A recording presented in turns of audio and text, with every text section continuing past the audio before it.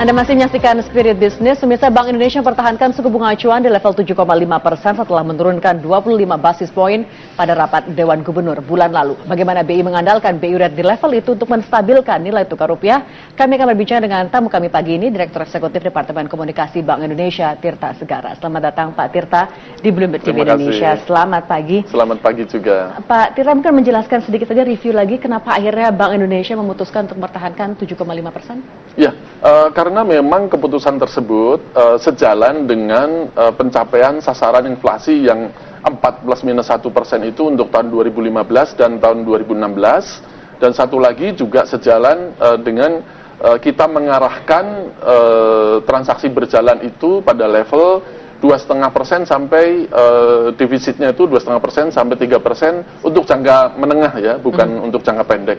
Jadi kita mengarahkan begitu, itu setelah kita review semua aspek yang mempengaruhi, kita tetapkan BI rate itu ada di 7,5% memang. Masih mayoritas ekonomi survei Bloomberg memperkirakan akan tetap, tapi ada dua yang memperkirakan katanya mungkin BI akan melakukan surprise cut lagi untuk kemarin pada RDG yang kemarin seperti bulan sebelumnya.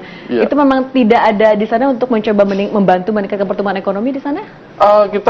Itu pertumbuhan ekonomi termasuk yang sudah kita perhitungkan ya. Jadi kita perhitungkan segala aspek, baik dari sisi ekonomi global, sektor eksternal atau neraca pembayaran dan sebagainya, pertumbuhan ekonomi domestik, stabilitas sistem keuangan, itu semua sudah kita perhitungkan dan kita perkirakan di pertumbuhan ekonominya untuk tahun ini masih mencapai range antara 5,4 sampai 5,8% itu. Oke, jadi masih akan mempertahankan kebijakan ketat sampai kira-kira akhir tahun ini? Sampai kapan kita belum tahu, tapi kita harus tetap hati-hati. Memang untuk saat ini diperlukan kebijakan itu ketat. Ya. Terutama juga untuk mencoba dengan ada ancaman begitu dari The Fed dan kita memang kenaikan. Itu. Ya. Meskipun itu kita juga belum tahu sebenarnya kan kapan mereka akan benar-benar menaikkan suku bunga acuannya juga. Apakah sampai saat itu untuk kuartal malah seperti semester kedua untuk 2015 perkiraannya, jadi masih akan ketat lah kira-kira sampai semester kedua 2015? Sebetulnya ya, kita akan lihat lagi nanti hasil FOMC meetingnya Fed ya, nanti jam 2 malam waktu Jakarta ini. Kita lihat seperti apa, apakah Fed itu akan menaikkannya dalam waktu dekat atau ditunda lagi, kita akan lihat. Tetapi itu merupakan upward risk, yaitu bahwa kita masih ada tekanan, risiko tekanan bahwa kalau Fed menaikkan itu dalam waktu dekat, itu perlu kita antisipasi. Kemudian juga downward risk-nya dari sisi eksternal, ekspor kita ini kan ada kecenderungan menurun. Itu juga harus kita antisipasi. Sehingga kita masih bisa mempertahankan capital flows, termasuk juga pertumbuhan ekonomi masih kita pertahankan. Oke, Pak menyinggung rupiah. Kalau di sini kemarin juga sebenarnya rupiah menguat setelah BI mempertahankan 7,5% itu, tapi banyak juga mengatakan itu hanya temporer, hanya sementara. Penguatan rupiah itu hanya mengantisipasi kebahagiaan dari pelaku pasar bahwa BI mempertahankan BI rate. Kalau di sana BI sendiri intervensi pasar sudah dilakukan sampai sejauh mana, mungkin itu pertanyaannya? Ya, ini memang Bank Indonesia itu selalu ada di pasar, kita selalu melakukan intervensi, at any time diperlukan kita selalu masuk pasar, supaya volatilitas rupiah ini memang terjaga, tidak terlalu volatile ya. Kita selalu melakukan intervensi. Tapi mungkin perlu saya klarifikasi bahwa kok cadangan devisa meningkat. Ini bukan kita menumpuk cadangan devisa dan terlalu berhemat untuk intervensi sehingga cadangan devisa naik. Bahwa cadangan devisa itu bisa meningkat karena pada bulan Januari itu kan pemerintah mencairkan global bond sebesar 4 miliar ya, sehingga Januari meningkat jadi 114,5. Kemudian Februari meningkat lagi, itu bisa juga dari hasil penerimaan minyak pemerintah, kemudian pemerintah pembayaran hutangnya itu lebih kecil dari itu sehingga meningkat. Ada juga dari investor yang menitipkan dolarnya itu di bank-bank komersial, dan bank-bank itu mendepositokan, menswapkan di BI, sehingga cadangan devisa BI itu meningkat meskipun kita sudah intervensi dalam jumlah yang cukup besar sebetulnya. Jadi itu bukan karena kehati-hatian Bank Indonesia hanya melakukan intervensi secara terbatas demikian untuk menjaga rupiahnya? Intervensinya cukup besar, tapi tetap terukur ya. Kalau enggak, cadangan devisa kita langsung habis ini. Jadi cukup besar, tetapi karena tadi itu faktor-faktor bahwa masih ada inflow dari investor, itu cadangan devisanya bisa meningkat. Sampai sejauh ini Pak, kalau kita lihat Februari saja sebenarnya rupiah tidak hanya melemah terhadap dolar Amerika, terhadap 4 mata uang dunia juga lainnya, Euro, Jepang, Euro dan juga Yen Jepang dan juga dolar Australia dan American dollar. Itu kalau dilihatnya apakah sejauh mana intervensinya tadi sudah berapa banyak sih sebenarnya kalau Pak Tirta boleh share? Kalau berapa banyak saya nggak bisa kasih tahu. Ini rahasia dapur kalau berapa banyak. Tapi jumlahnya cukup besar ya. Tapi kita juga terbantu dengan inflows juga ya. Jadi pada bulan mungkin bulan Januari Februari saja inflows yang masuk itu sudah 4,3 miliar dolar ya. Jadi kalau dihitung rupiahnya sampai dengan minggu lalu itu sekitar 42 triliun, 45 triliun ada itu inflows itu. Sehingga itu cukup besar. Ini juga mempengaruhi juga cadangan devisa kita. Oke, BI rate kemarin tetap dan langsung rupiah menguat 0,59% terhadap dolar Amerika Serikat. Sementara sejauh mana ini Pak? Apakah kita lihat hari ini akan sudah mungkin tertekan lagi terhadap dolar Amerika? Kalau dari Pak Tirta melihatnya? Kalau saya melihat ya, memang ini banyak investor yang masih wait and see, masih menunggu nanti statementnya Fed. Saya kira kalau kita lihat juga di pasar-pasar keuangan di global juga mereka masih menunggu.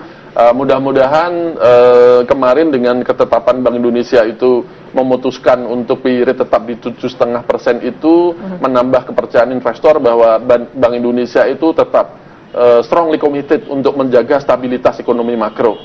Ya kita memang sesuai mandatnya kita akan menjaga stabilitas itu dengan sebaik-baiknya. Sebenarnya itu sudah diapresiasi juga oleh pelaku pasar seperti juga dari Bloomberg bahwa kita mengatakan bahwa dulu Morgan Stanley mengatakan Indonesia termasuk Fragile Five emerging markets, kita sudah keluar bersama India. Berarti kan BI melakukan sesuatu yang benar sebenarnya di sini. Untuk tadi mencoba mengimbangkan untuk pemerintahan Jokowi keseimbangannya antara Bank Indonesia dan juga pemerintahannya Pak Jokowi. Ya, memang kita selalu bersinergi ya dengan pemerintah ya. Jadi dari dulu kita berusaha selalu ahead the curve.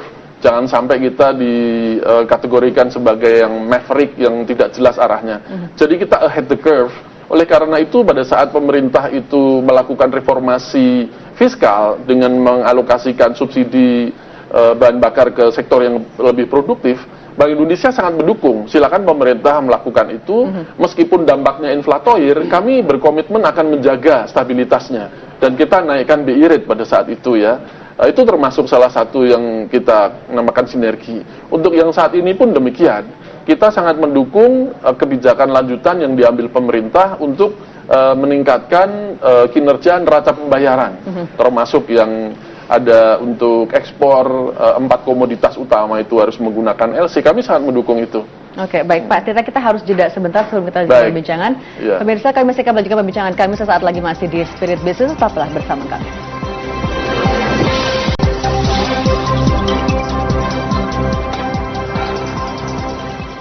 Terima kasih Anda masih bersama kami di Spirit Business dan kami akan lanjutkan perbincangan dengan Pak Tirta Segara dari Bank Indonesia. Pak Tirta, kemarin itu sempat ada dugaan lah begitu ya bahwa ada intervensi dari pemerintahan Pak Jokowi terhadap Bank Indonesia untuk menurunkan suku bunga pada saat itu pada sudah terlalu tinggi, tidak mendukung pertumbuhan ekonomi, mengganggu lah di situ untuk sektor real juga. Apakah ada intervensi dari pemerintah sebenarnya? Tidak sama sekali. Jadi memang semua keputusan BI, apakah BI rate akan tetap naik atau turun, itu ya keputusan kami. Sama sekali tidak ada intervensi ya. Memang itu berdasarkan perhitungan Bank Indonesia dari semua aspek yang mempengaruhi itu menghasilkan BI rate yang pada level itu. Jadi tidak ada intervensi sama sekali. Meskipun pada saat itu Pak JK mengatakan seharusnya nih Bank Indonesia bisa loh menurunkan suku bunga acuan untuk mendukung pertumbuhan ekonomi dan kebetulan saja pada saat itu Bank Indonesia menurunkan. Jadi itu hanya faktor kebetulan tidak ada intervensi sama sekali. Karena pada bulan Januari kami sudah melihat bahwa akan terjadi deflasi di bulan Januari dan Februari. Kemudian bulan Maret dan April itu secara histori itu inflasinya sangat rendah karena musim panen raya kan di situ, jadi volatile food inflasinya akan rendah. Oleh karena itu pada saat itu kami meyakini bahwa target inflasi yang 4% plus minus 1% itu akan tercapai. Karena account deficit juga akan tercapai 3% untuk jangka pendek, bahkan di bawah itu untuk jangka menengah.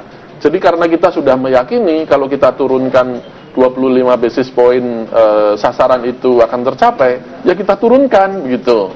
itu untuk memberikan signal juga bahwa kondisi ekonomi kita sudah semakin baik. Kalau sekarang berarti pada kemarin ditetapkan saja tetap 7,5%, apakah ada kecenderungan, ada kekhawatiran mungkin akan terjadi inflasi lagi, tidak deflasi seperti bulan-bulan sebelumnya? Inflasi ada, tapi kecil ya, dan kita perkirakan sampai akhir 2015 ini akan tetap mencapai targetnya di yang 4 plus minus 1% itu. Sasarannya tetap akan tercapai di situ.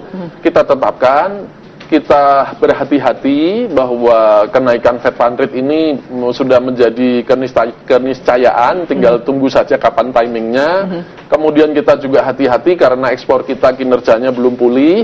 Kemudian masih ada juga kehati-hatian tentang capital flows ini ya, masih banyak yang wait and see, sehingga kita harus maintain persepsi investor itu, dan oleh karena itu kita putuskan kemarin di 7,5% gitu. Untuk paket kebijakannya Pak Jokowi yang baru dirilis pada beberapa hari yang lalu itu bentuk kompromi dengan Bank Indonesia, atau Bank Indonesia menyatakan itu adalah sesuatu paket kebijakan yang baik dan akan didukung penuh oleh Bank Indonesia, meskipun pelaku pasar mengatakan bahwa itu sebenarnya tidak ada yang baru, itu jangka panjang saja, bukan short term solution. Tapi kalau Bank Indonesia sangat mendukung ya langkah-langkah lanjutan yang diambil oleh pemerintah itu. Saya kira itu baik sekali, karena untuk mendukung kinerja neraca pembayaran pada dasarnya. Bahwa neraca pembayaran itu apa? Kan dia itu menggambarkan transaksi antara penduduk dengan bukan penduduk, antara domestik dengan eksternal ya. Sehingga kalau itu transaksi kita itu lebih banyak ekspor, mendorong ekspor lebih banyak, ini kan akan menghasilkan devisa yang lebih banyak. Kalau devisa lebih banyak masuk, tentunya permintaan dolar itu bisa dipenuhi dari situ. Dan tekanan terhadap rupiah bisa berkurang kalau ini berjalan baik ya. Kalau tekanan terhadap rupiah berkurang, kan rupiahnya juga dampaknya bisa menguat. Jadi Bank Indonesia sangat mendukung kebijakan pemerintah yang kemarin itu. Pak Tirta, boleh di-share sedikit mungkin intervensi pasar Bank Indonesia meskipun terbatas, terukur, itu akan kira-kira rupiah akan di kisaran berapa saja itu Pak? Kalau tidak bisa memberikan angka sesungguh-sungguhnya. Kalau levelnya kami tidak punya target ya, rupiah harus di kurs berapa itu targetnya, yang level fix itu tidak bisa, atau range berapa itu nggak bisa, yang ada hanya asumsi. Tapi yang kita pertahankan kalau kita intervensi itu, yang pertama adalah supaya tidak terlalu volatile ya, jadi kita jaga volatilitasnya. Kemudian yang kedua, kita tetap jaga rupiah itu ada dalam koridor fundamentalnya. Koridor fundamental itu berarti berubah-ubah, yang dikatakan nilai fundamental nilainya itu rupiah, kan dinamis, titik keseimbangan baru rupiah itu sebenarnya di mana titiknya? Itu kan dinamis ya, koridor itu ya, tergantung dari kondisi pada saat itu ya. Jadi maksudnya koridor fundamental itu adalah nilai rupiahnya itu harus konsisten dengan pencapaian target-target stabilitas makro. Jadi dia harus bisa mendukung pertumbuhan ekonomi, dia mendukung juga pencapaian inflasi. Kalau terlalu tinggi, terlalu depreciate kan akan ada imported inflation. Jadi inflasinya bisa tidak tercapai. Jadi dia harus mendukung pencapaian inflasi, current account deficit, dari sisi capital flows, dari sisi mengencourage ekspor, mendiscourage impor barang konsumsi.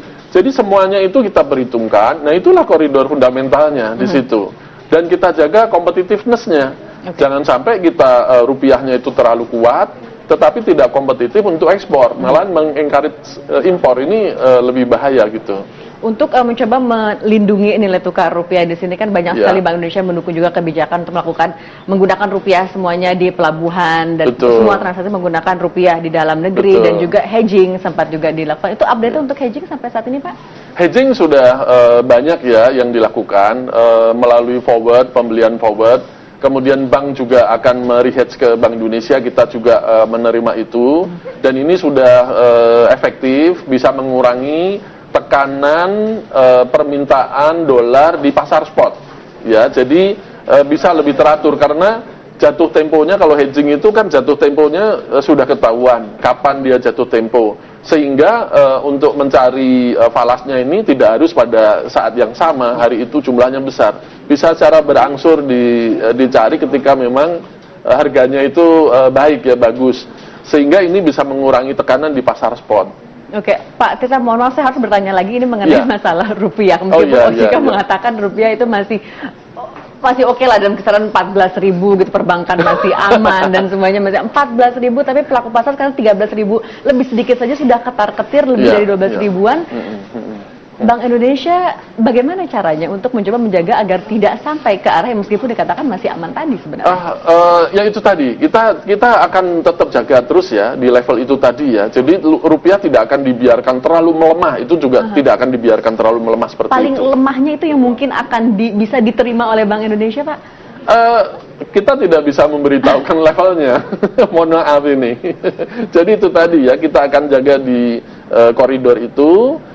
Nah kalau yang OJK mengatakan itu, saya kira hanya itu simulasi ya, stress testing bahwa OJK maupun Bank Indonesia kan memang secara rutin, secara periodik melakukan stress testing untuk industri keuangan ya, untuk bagaimana industri itu menghadapi rupiah yang terdepresiasi ini, apakah masih mampu mengatasinya gitu. Kembali ke APBN 12.500-an, apakah mungkin, tidak mungkin, Pak?